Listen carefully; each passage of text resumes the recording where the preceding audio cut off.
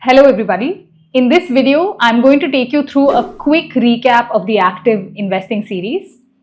Before we dive in, please take a look at the links in the description below for all the previous videos of the series. Make sure to watch them before you watch this. Let's take a quick look at these aspects within just a few minutes. The series began with all of us understanding the meaning and the methodology of active investing. Basically, active investing is a strategy where fund managers research, analyze, and make investment decisions to outperform the market in a nutshell. And then we went on to discuss some pros and cons of this method of investing, where we saw that this active investing offers us flexibility and potential for higher returns, but it does come with higher costs, risks, and of course, no guaranteed success.